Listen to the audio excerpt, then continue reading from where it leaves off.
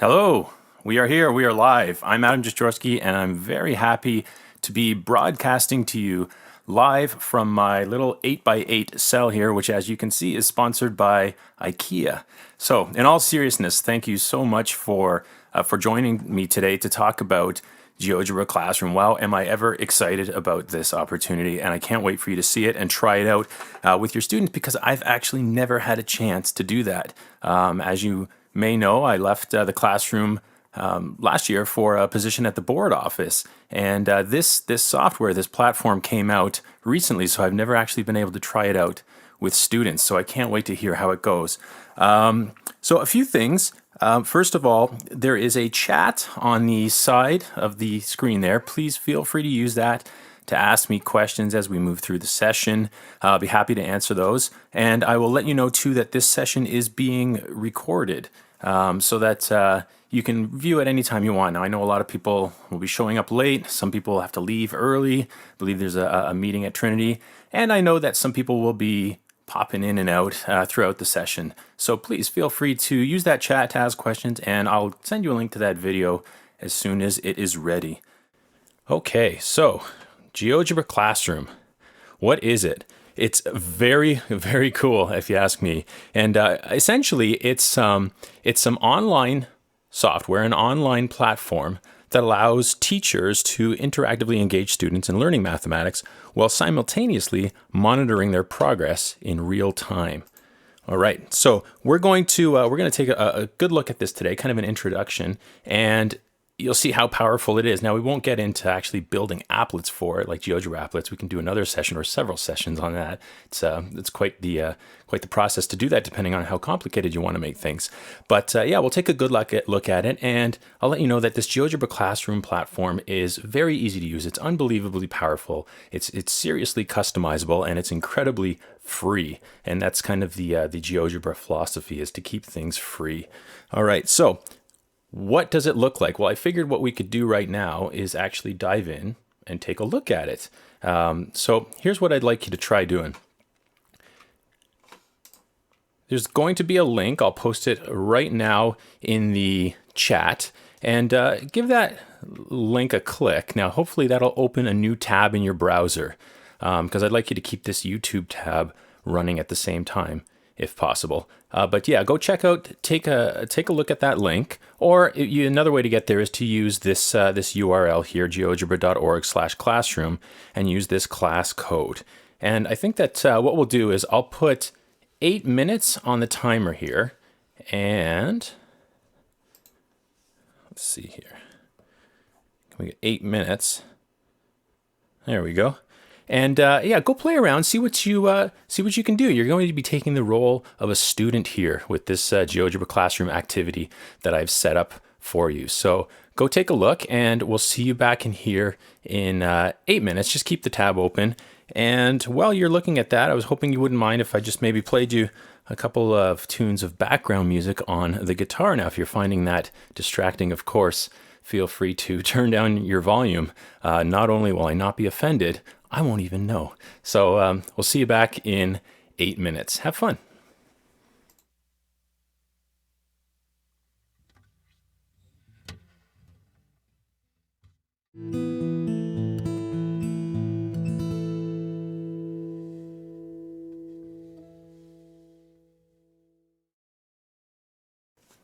All right.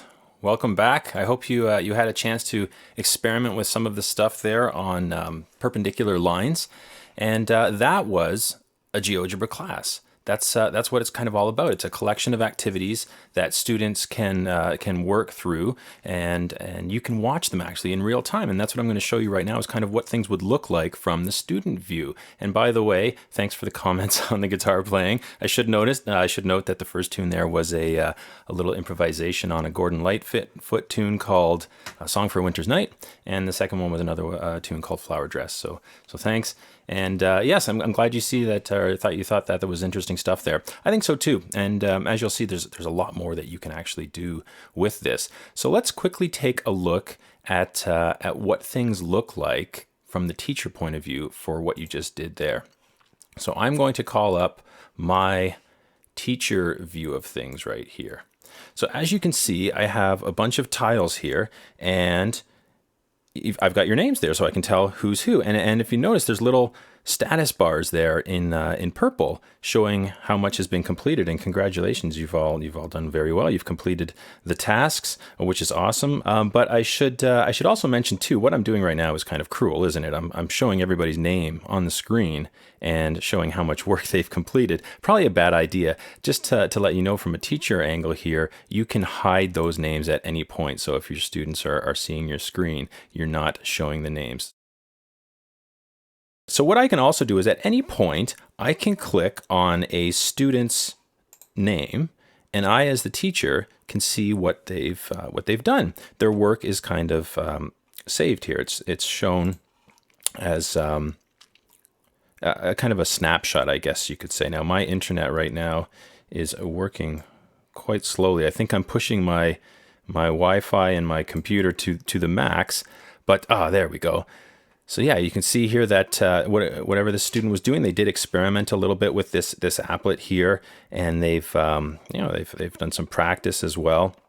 So you can see that for any student at any point in real time. And I'll mention too that if you are back on this screen here, you can actually see in the tiles, they will update as the student works. So as the student is going, you can see the tiles update. You know, if you see a tile that's constantly getting a lot of red X's on these little assessments, you might want to jump in there and help the kid out.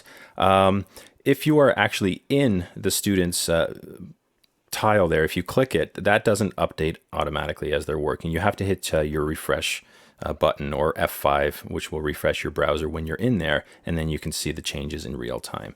And I should also let you know too that if you are in one of these tiles for the student, yes, hitting F5 will refresh the view for you, so you can see an updated view of what the student's doing. You can go in here and change things, but that does not get sent back to the student. Okay, so that's currently where they're at right now, and they've designed it that way for various reasons, I'm assuming. You can see here that we have a bunch of tasks to work through. And what are the tasks? Well, in this case, the task was any type of applet, anything that had you moving a graph or putting numbers into a box or doing a multiple choice question. All those things are the tasks. All right, and that's kind of what it looks like from the teacher's view. And notice that you did not need an account to sign into that. Perhaps you've already set up a GeoGebra account, but from a student's point of view, you actually don't need an account, which is good because we really don't want our students setting up accounts for third-party software. So what would we really like to do here? Well, I imagine you'd be interested in figuring out how to set up one of these GeoGebra classes. And that's what we're going to do. Right now, we're going to kind of look at how to set one up. But in order to do that, we kind of need to get an idea of how GeoGebra works. Okay, its overall structure. And to do that, I'm going to start with a little history of GeoGebra. And this is the history of GeoGebra according to me. This is kind of how I've seen things go over the years since I was introduced to GeoGebra. Now, I'm not doing this just to kill time. Believe me, I don't have a lot of time to kill here. But I want to show you this kind of how this was all constructed and put together, because it'll make sense when it comes time to actually make an activity, which we'll do momentarily.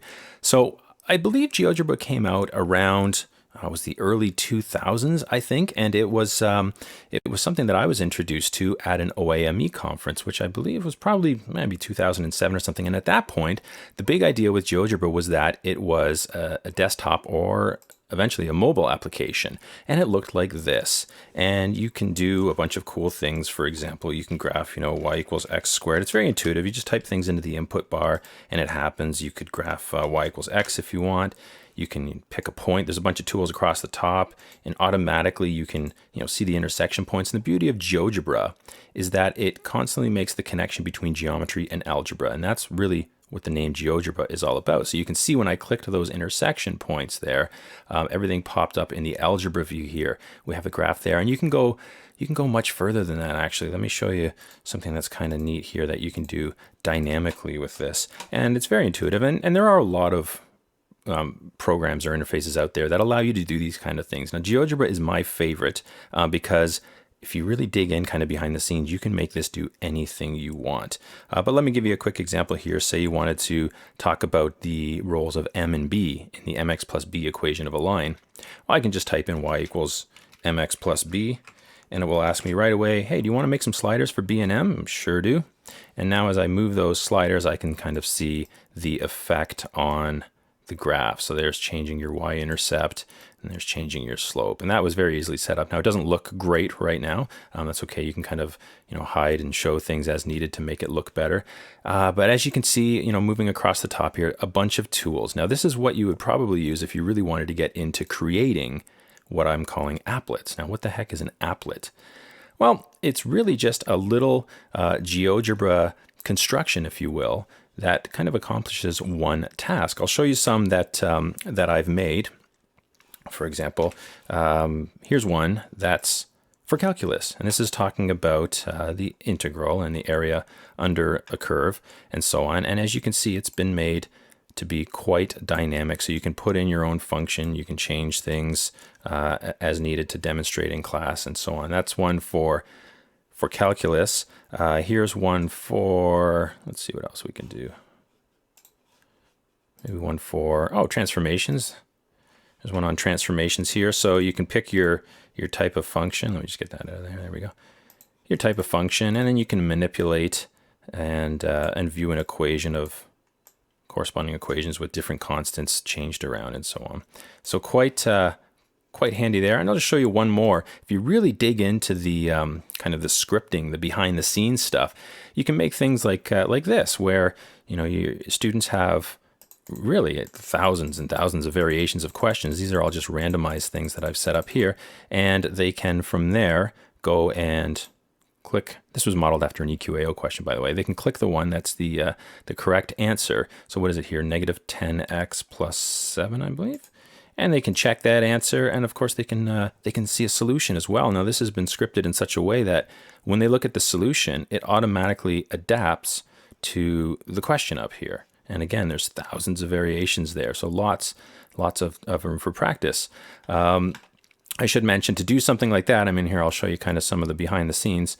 You really do kind of have to do a little bit of scripting, but that's not really what we're here to talk about today, although I would love to talk about that with you at some point in the future if you want. So those were applets that were created on the desktop or mobile version of GeoGebra. And then, I don't know when, but sometime along the line came this thing called GeoGebra Tube. And this is when you could take your applets now and you could upload them to the internet so anybody could access them, which was cool. And it was actually called GeoGebra Tube.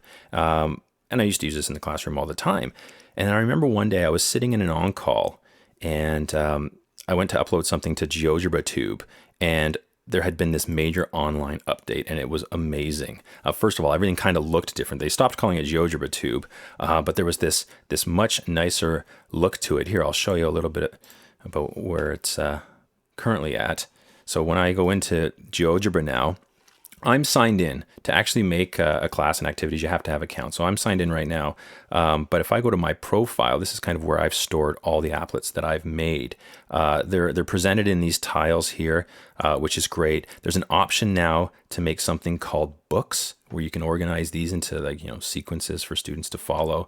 One thing that's really nice too is that if you go into one of these applets now, and this is great when you're in the classroom, is that there's a full screen option. So you pop this up on your active board, and you can demonstrate in real time at a big screen size what's happening here. So very neat stuff, tons of fun, a big makeover, and they just made everything kind of nicer for the user. And then what came after that? Well, this bit here on calculators and notes is kind of cool, and this is all becoming fairly recent stuff. So with the calculators and notes, GeoGebra kind of released a bunch of different calculators, and these are especially useful on mobile devices, like a phone, for example. So I'm going to try to get my phone up here just to give you a quick demo of what this looks like. Oh, perfect, it worked, good. I'm trying like a million new things today, so thanks for your patience with this. So yeah, if I open up this little folder here, not astronomy, maybe another day, right here, All except for the first and the last apps that you see here are GeoGebra calculators. And they do various things, like there's this one here, which is kind of like your traditional GeoGebra view. And there's one that's kind of dedicated to geometry. There's a 3D calculator. And all these are great. They're very easy to use. They run really nicely on mobile devices. And they even have something called exam mode, where you can the student has to disable their Bluetooth and the Wi-Fi. I think there's an audible sound if they try to access stuff that they're not supposed to access, or, things are locked. Anyway, I digress. But I do want to show you one thing that I think is just unbelievably cool, and that's the augmented reality. So I'm going to actually get up and move around my house here. And okay, let's see. So it's looking for a surface. Oh, it found the surface there. You can see that. Now I can click that with my finger, and it pops up an augmented reality axis system in 3D here. And I've graphed some stuff in the past. I still have here. So this one is it's a paraboloid, which is kind of really cool. Now the neat thing is I can now go and kind of walk around this paraboloid. I can look inside it if I want. Where'd it go? There it is. I can look inside. Whoa, isn't that cool? I can move around from different views. All right. So yeah, it's pretty slick. And what's a good application of this here? Well, for example, here's a plane. So if you're talking calculus and vectors, you're talking about equations of planes. Now you can actually go and look and see, oh, that's where it's hitting the various axes, the intercepts for this plane, and so on. You can even put them both there and go investigate the intersection. Really neat stuff. But yeah, I love it. But again, I'm digressing. So let me just take a quick look at the chat here and see if anybody's got any questions. So no need to refresh. No need to refresh, Patrick, if you are looking at the tiles. Okay, so if you're looking at the tiles, you'll see a real-time view of what the kids are doing. But if you click on one kid's name and go to see their work in a kind of close-up, then you do need to refresh every time you want to see the updated view. Okay, and yeah, Dan, absolutely, this does work really well on a phone. It's a great app. Okay. And one other small thing I'll mention now is this thing called GeoGebra Notes. And what GeoGebra Notes is all about is it's pretty much an interactive whiteboard. And I'll show you that a little bit later. I know some people have to leave fairly soon, so I want to get into the building of things here. And let's just quickly talk now about what Classroom is all about. And that's what you saw. GeoGebra Classroom is the part that makes this a class thing, if you will. The part where you can now send these activities, these applets out to students, and you can watch what they're doing in real time. And that's what we're going to look at. So we really would probably like to get into building an activity. So let's talk about how this kind of works. What is an activity? What is the underlying architecture of GeoGebra? Well, an activity is that thing that you were doing a minute ago or a few minutes back, involving all those different tasks and so on. And an activity can consist of several things. GeoGebra apps. So for example, anything that was created, like I showed you those apps before. Any of the calculators that we've kind of looked at can be a GeoGebra activity or part of a GeoGebra activity. The GeoGebra Notes thing that I'm going to show you momentarily can be a part of it. But furthermore, you can do other things too. You can add text instructions in, little notes to students in the activity. You can embed videos in these activities. You can put in images. You can put an entire web page right in an activity. You can put PDF files there, and you can add these questions, multiple choice, kind of open response, and so on. And that's at the heart of all this stuff, is the activities. If you want, you can group your activities into books. You don't need to do this. It's kind of nice for organizing, but you can put them into books, which is just a sequenced collection of these activities. We'll show you that momentarily too. These two things can then be put into classes, and this is what you can monitor your students working on these activities in real time. And what happens with a class is a bunch of stuff happens automatically, and one of those things is any app or any question that was in your activity becomes what is called a task. And this all happens automatically. And then as you've seen, you can go and look at those tasks and how the students are progressing through them. And just as one little side note, all of these things can be organized into folders. Teachers, I find, like to organize things into folders. I know I certainly do. But the idea of a folder is, yes, you can put your activities, books, and classes in folders just as a way of organizing things.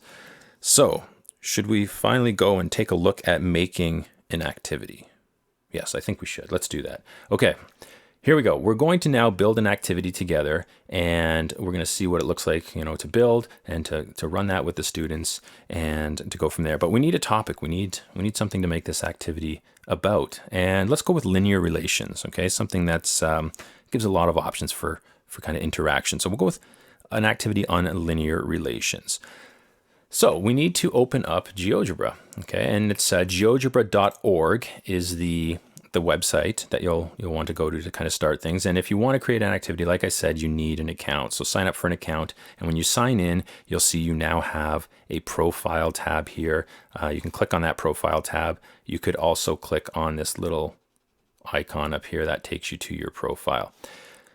So I want to go to profile, and I would like to start creating an activity. But first, I kind of want to get an idea of what's out there. What can I use in this activity? Now, of course, if there's things outside of GeoGebra that you want to try, like putting videos in or anything like that, questions, you can do that. But let's take a look at what's available within GeoGebra. And you can do that by just searching. So say I type in straight line, hit enter. A bunch of stuff comes up. Now, too much stuff comes up, right? These are apps, or they call them activities here, but for the most part, they're just single applets that users have made and uploaded. Some of them are good, some of them are not. Some of them are designed to be used with students. Some of them are designed for actually people trying to understand math. They make them for themselves. And there's a lot of good stuff out there. Now, how do you know what's good? Well, I'm just looking at this right now. I can tell you that anything by Steve Phelps here is pretty good. I like his work a lot, actually. And it looks like here he's got an activity where I guess you have to move these points until you get the graph of 2x plus 1.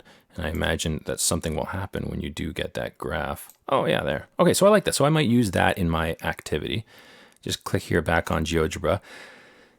So you can search and try things out, see what you like, and then use that. Now, I did send you a small document. It was a one-page document that looks like this. And this here is, I call it the quick reference. The first section has some places that you can look where you're guaranteed some high quality activities that are designed for student engagement. The first one here is the GeoGebra learning templates. And this, if you open this on your computer, you can just click that and it'll take you right to the GeoGebra learning templates. And you can see there's student check-in apps here. There's some whiteboards, grid whiteboards, graph whiteboards, and so on. There's a bunch of calculator stuff down here, and then some other stuff that might come in useful. Maybe we're talking about time. Maybe you need something where you can drag coins around the screen. So lots of good stuff there, and I'll tell you how to get that into your activity in a minute. What is it? What's another one here? Let's take a look. We have BHN Math. Okay, that's my page. That's where all my resources are. So if you click on that one, you'll see all of my resources. Now, I should tell you that one thing that's really nice about accessing my page, okay, first of all, there's not a ton of stuff there, but there is a lot. But one thing that's really nice is you can now click on any resource here and go to books, and you'll see that everything is kind of organized. So if you're looking for grade 9 resources, click there. You want calculus, click there. You know it's a book because it says book there. So I'm looking for grade 9 linear relations stuff. So I click on that. I'm going to go to linear relations, and there's what Adam has available for linear relations. Now I also want to mention that I can build these for you. If you have a dream of something happening within a GeoGebra applet, but you're not sure how to make it happen, send me an email, and I can do that usually quite quickly, and I'm happy to do so. Just to wrap up the section here on the quick reference, the CEMC courseware, you're probably familiar with that. These are these awesome resources from the University of Waterloo, and all of the interactive activities that they've embedded into their CEMC courseware is done with GeoGebra. Which is awesome because they are really, really well made and very interactive. Now, the potential problem here is that they're not organized by books on the CEMC resources page here. So if you do a search in GeoGebra, just try including CEMC courseware with whatever your topic is, and you can probably find them that way. Another way is you can go to the CEMC courseware, and sometimes you can see a link to the GeoGebra applet right there. Okay, finally, Tim Brzezinski. Whenever you do a search on GeoGebra, you'll probably see a bunch of applets with blue backgrounds. That's stuff from Tim. He is the guru at making these applets. So anything that's from Tim is great, and you can see his page right there. Okay, so let's go and build our activities. Trinity people, I know you have to take off soon, but I'm going to try to get some some building in here before you go. So I'm going to go back to my profile, and I am going to go to create. And I want to create an activity, and this activity will then be assigned as a class. So I go to activity, and I wait a second, and there it is. And we'll just call this linear relations. And I can start adding stuff to the activity. Say I want to add some text, and I'll just say kind of intro. I'll say, welcome. Today we are looking at linear relations.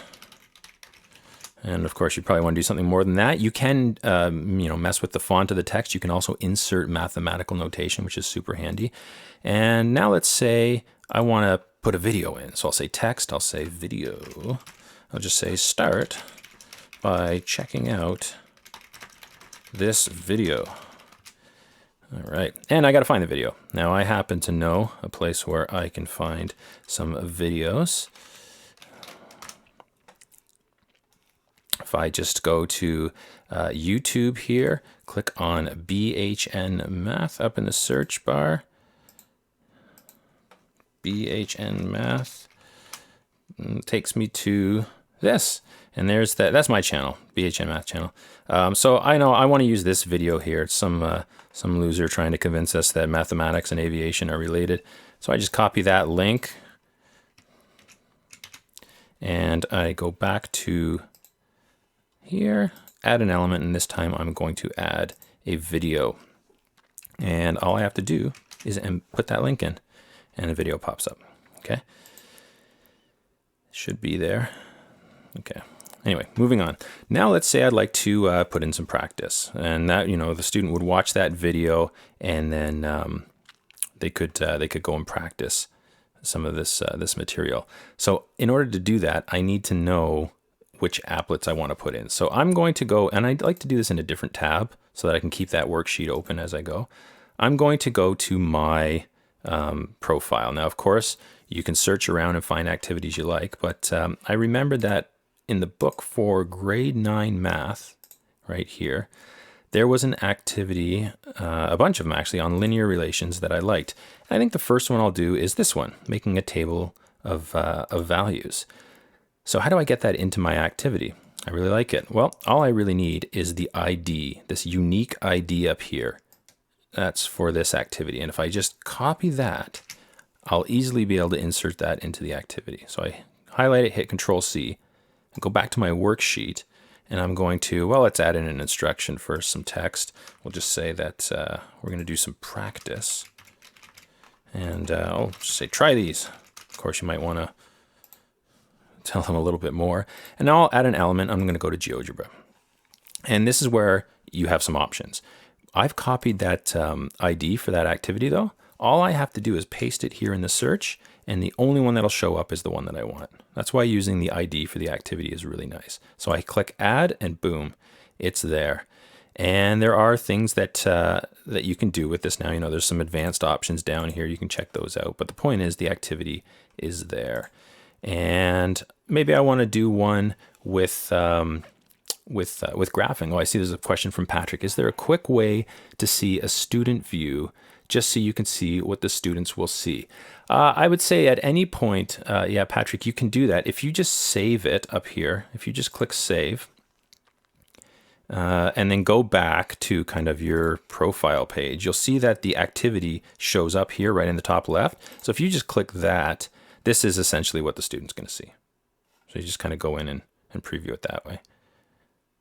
Yeah, it's really easy to do, right? Just go back and forth there. So let's go back and edit that activity. So how do I do that now that I've kind of closed it up? Well, I go to my profile, I find the activity I want, and I just go to edit activity. There it is. And I can pick up where I left off. Okay, so let's put a couple more things in, and then we will we'll see how it looks. All right. So if we go to let's get another activity. This is my other page with the book for grade 9. Oh, I like this one. They have to drag some points. Okay, so I copy that ID right here, and I paste it as an element, and search should show up right away, and just hit add. and boom, it's there. Okay, and I could go get that other one from Steve Phelps as well. I could just go to Steve Phelps' page, copy the ID, paste it in, and it's good to go. If you want now, you can put in some other cool things. For example, you can put in maybe a multiple choice question. So hit question, and we could say question. Not very interesting heading there, but whatever. We could say, what is the rate for the linear relation described by, and I'll put in an equation. I'll just hit a little math button here, and we'll say y equals 8x minus 7. Good enough. Pop a question mark after that, and I can put in some possible answers. Now I want this to be multiple choice, so we'll say, what's possible answers? Well, there's the right one, which is 8.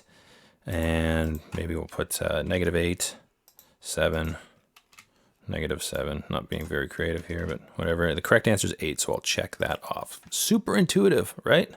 To do this kind of thing here. And that's it. It's ready to rock. So I hit that, and we're good to go. Of course, it will not show the student this answer when the student's looking at it. And I could add in an open response question as well. I think maybe I won't type that all in right now, but if you did type in an open response, oops, that's not the right element. If you did type in an open response question, what it'll do is it'll leave a little space for the student to write their answer. You can indicate the correct answer here, but I'll warn you of something that's pretty important. If the student is accessing this via a class, a GeoGebra class, they can't see the answers. And that was something I think that was debated with the GeoGebra developers, and they ultimately decided that no, we are not going to give the option within the class to show the answer. Now, if they just click on the activity, like when I previewed it for Patrick, you can see the answers if you want. Of course, it's up to you whether or not you make that activity available to your students. All right, so I'm just going to cancel that one. I'll show you one more thing, and then we'll take a look at how this looks to students. Okay, so this time I'm going to add an element, and I am going to put in, I want to set something up where I give the kids an equation, and they have to graph the line. Say I wanted to do that. So maybe I'll add some text here, some instructions. I'll say question. Graph the line. And let's go with, why don't we say y equals, I don't know, we'll say 2x plus 1. So how am I going to get them to graph the line? Well, there are actually several options here. I'll show you a very kind of basic one right now, and you can see why I wouldn't really like this, but it'll kind of show you, it's kind of cool because it'll show you how the interactive whiteboard stuff works. So I go to add element and I click on GeoGebra. This time, I am not going to do an applet search. I am not going to upload my own applet. I am going to actually go to create an applet. And you'll see what pops up here is all these GeoGebra calculators. I'm going to go to notes. Okay, and this is what the students are going to see right here.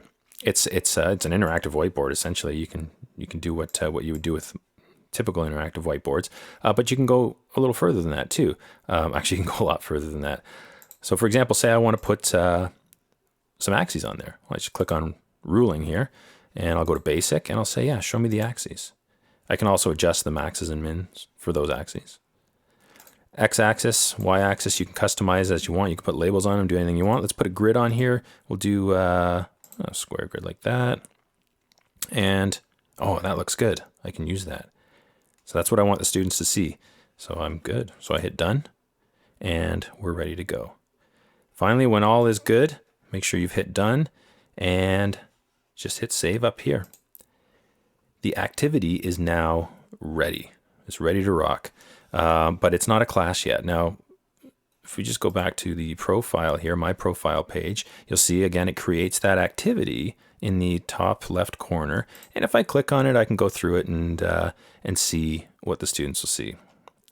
Okay, and there it is. It's taking a minute to load on my computer today. That's no fault of GeoGebra or anything. That's purely what's happening on my end here. Oh, there's that multiple choice, and you can see it does give the option to check the answer. You'll see when we assign this as a class, it doesn't. So let's go do that.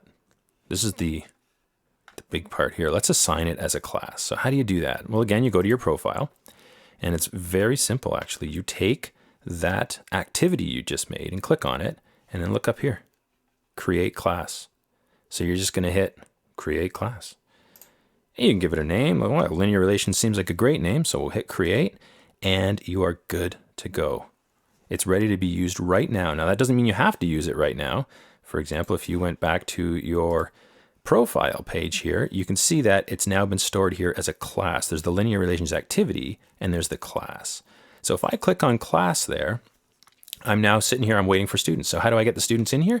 Well, I do one of two things. There was what I did for you. I just put this link in the chat, and you clicked on it. You could also just give them kind of a generic link here, and they can input this class code when they get to that screen. So I'm going to try something here and cross my fingers and hope that it works. I am going to try to get the student view and the teacher view happening simultaneously here. So let's see if I can do this. First, I'm going to get rid of that. And I am going to call this up, move that over here. So that'll be the teacher view.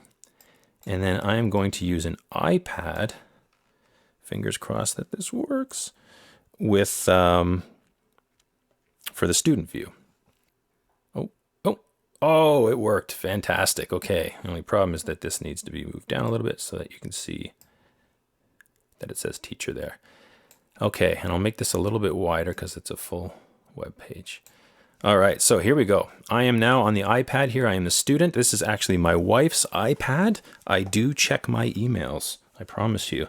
So let's see what we can do here. I'm going to go into Safari here, and as you can see, we were experimenting with some stuff at some point, but I'm just going to go to geogebra.org/classroom. Where's that /classroom? And that takes me here. And this is where I can enter that class code if I don't have the actual link. So let's do that and see what happens. Now, you don't need spaces, you don't need capitals, you don't need anything. We can just go DYWEPXGR. In we go. Okay, my name is Adam. I'm gonna start. And then this is like what you've seen, right? Just give this a second to load.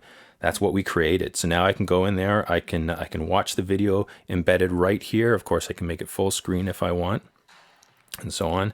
And notice that on the teacher view, as soon as I signed in, this popped up. It says I have not done any of the 4 tasks. Now, what were those 4 tasks? Well, remember, any app or question becomes a task. So it looks like, I think, what did we do? We put in 3 apps and 1 question, I think. So that's why there were 4 tasks automatically created. But as soon as I start going to put values in here, watch what happens to that status bar. So it starts at height of 5 meters, so I'll go 5 meters. And then I'll go here. It rises at a rate of 1 meter per second, so this will be 6, and so on. Notice that it now says in the teacher view that Adam has started the activity. And if I do go and click on that, I can see what Adam has done. Just give it a sec. There it is. And of course, if I want to see updated views in this, view, I need to refresh.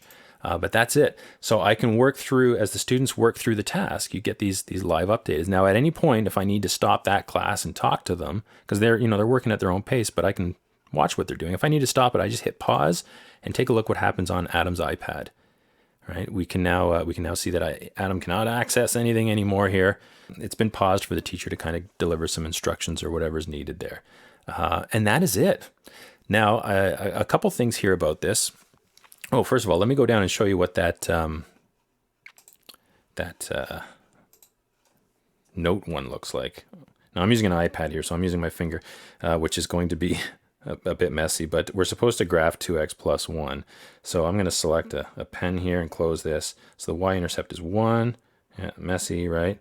And the slope is 2, so every time I go over 1, I got to go up 2, something like that. And I'm going to draw a really terrible line. Okay, so that works, but you can imagine, with a finger or even with a generic stylus, this is not going to be kind of super smooth. So there's other ways you can do that, but it's kind of nice. I mean, if you just want students to jot down their thoughts or something, it's good for that. But there are other ways to do it. And I'll show you very quickly right now, maybe a couple of options there, and then we'll kind of wrap things up and maybe answer some questions if you've got questions. But pretty easy to use, I think, right? I mean, I'd love to try this out with a class. I guess I kind of got the opportunity to do that today. A couple notes here. When you go back to your profile, that class, as far as I know, gets stored in the state that it was left. So if the students were working on it and then everybody kind of went home for the day or closed up their computers, you can still go and access that class and you can see where the students left off. Okay. Moving on. Yeah, let's just go do one small thing here. Actually, let's do two small things. Say, remember there was that app from Steve Phelps. Say I wanted to embed that in my activity here. Now, why am I doing this? It just seems like I'm doing the same thing over again. I'm not. There's a reason I want to show you this. Say I wanted to put that applet just for now at the end of all this stuff. So I'm going to go to Edit Activity. How are we doing for time here? Oh, 10 minutes. Perfect. If I go to the end of this activity, I can add another element, right? Now, what I want to do is add that one from Steve Phelps, but I'm going to show you something that's pretty important here. If I just go back to GeoGebra, I got to find that applet. I think I typed in, there it is. I typed in straight line, and there it was, Steve Phelps right there. Okay, now I could just click on this activity and copy its ID like we did before and paste that into my own activity, and that would work great. Even if Steve Phelps deleted this activity or modified it, I would always be using the version that I kind of stored right now. Now I should mention that if we were to click on this activity, the Steve Phelps one here, and create a class directly from that activity, if Steve Phelps goes in and modifies that activity, we will see those changes reflected in the class. But that's only if you're running a class right from that activity. In general, if you make a class from an activity and then you change the activity, those changes are reflected in the class. But that doesn't happen if we're just going to use this applet in our activity. And the other thing that we might want to think about here is we might want to make a copy of this activity for ourselves, not only so that we have it handy, we know where to find it easily, but also if we want to make modifications to it and adjust it to our liking, we can do that. And to do that, all you have to do is click on these three dots here and select Copy Activity. And what it'll do is it'll open this thing here, copy graph the line is what it's called. You can just change it to graph the line if you want for the title, and just hit save. This is now yours. Oh, it looks like there's a tag down here that I shouldn't be using for some reason. Anyhow, if I just hit save, that will show up now in my profile. Let's go take a look. I'm going to ignore that message. There it is.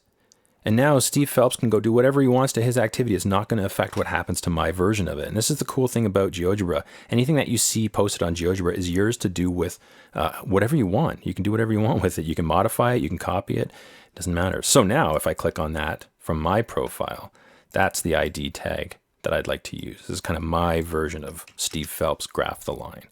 So I go here and add element just like before. Paste that in. There it is. Okay, and hit done because it looks good. Now, one other thing here, maybe one thing, I don't know, I could go on about this stuff all day, but let me show you a better way of doing that sketch the line, because that's pretty awful, right? Trying to draw a straight line with your finger through 2 points like that. On that quick reference document I gave you, in the GeoGebra remote learning templates, this is pretty handy stuff here. There is, where is it? Where is it? Ah, yes, there's one of the calculators called geometry. This is cool. If you just click on that, it opens it up. This is an activity, what you're seeing here. I am going to copy this activity. So I don't need this. And again, this is a little strange, but GeoGebra put, I think, 4 things here. I really don't need four of these. So I'm just going to go delete a bunch of these here. I just need one of them. There it is. Looks good, right? This is going to be a cool little calculator tool that we can use to get the students to interactively graph that line. So I'm going to save that. Everything's been saved. Go back to, well, I should go to my profile now because it should be stored there right now. So if I go to my profile, there's the Geometry Apps whiteboard thing. So I want to take that ID tag from it. It's mine now. And I'm going to go put that in my activity. So I go down and watch what you can do with this. This is pretty cool. So I put in a GeoGebra applet. I want this, and I'm going to add that.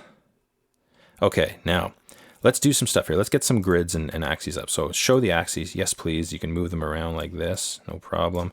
We'll show a grid. And where is it? Where's our major grid lines? Should be good. And we'll leave it like that. Now, if I hit done, watch this. Save and close. Sure.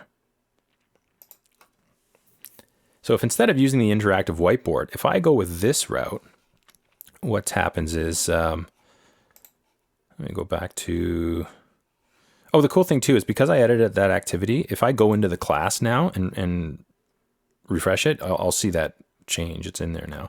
But I'm just going to go to, what did I just do? The linear relations activity I just changed here. So we'll scroll down past the video, past that first bit of practice stuff, question, the old one, Steve Phelps app there. Now this is the one. So what was I supposed to graph? It was 2x plus 1. I don't even think you need to include instructions here. Students are bright, and they can just say, I need a point. And look at that little option pops up here. It tells you what to do, little notice. I'm going to put my y-intercept at 1. I know the slope is 2. And this is snapping to the graph right now, which is great. And I want a line. So I hit the line. And now it tells me just select 2 points. Okay, well, I'll just do that one there and maybe that one there.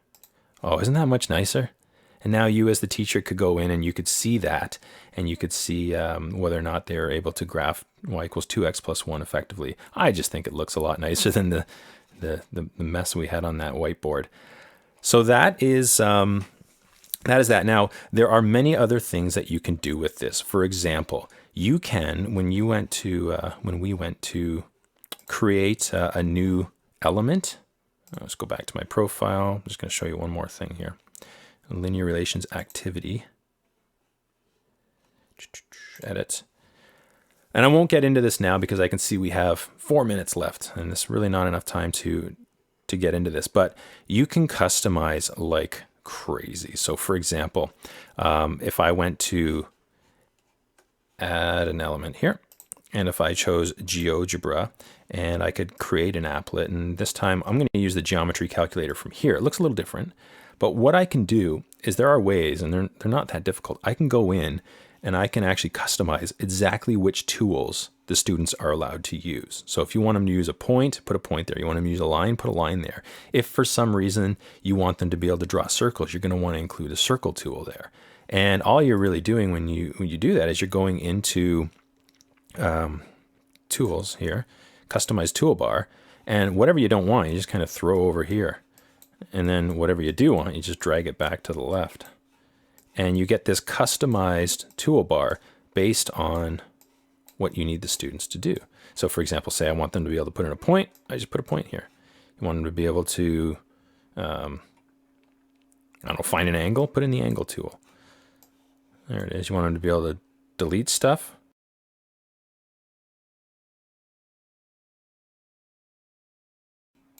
Oh, there we go.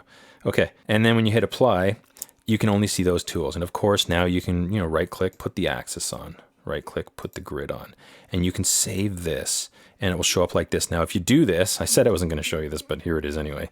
If you do this, you'll notice that the toolbar is not there. You just need to go to advanced settings and make sure that you show the toolbar to the student. And there it is. And you can, decide whether or not you want them to be able to pan and zoom with the mouse and so on. And yeah, done. So now they can go and they can put in a dot, and well, you probably want to include a line tool. You can even find the angle between some lines if you want. And it's all very intuitive. So that brings us to 11:28 according to my clock. And I think I've pretty much gone through at warp speed here everything that I wanted you to see. And where do you go from there? Well, I think that that really the next step would be to probably try it, right? Go and do some experimentation. So yeah, feel free to go explore, experiment, and make mistakes or mitsakis, make mitsakis. And try it with your students. I would recommend don't be afraid of messing things up. It's a learning experience for all of us. Please do let me know how things are going. Like I said, I don't have the opportunity to try this with students because I don't have students. But I would love to hear, how things are going, what you like, what you don't like, what worked, what was a complete disaster. And do at any point, please do contact me for any type of support, whether you want me to create you some applets. We didn't get into that today at all. And that can be like, we can need a whole session to talk about that stuff. But I can create applets for you. I can help you troubleshoot. I've used GeoGebra for many years now. The only part of it that's kind of new to me is the classroom part of it. If you want to talk about advanced topics, I'd be happy to do that as well.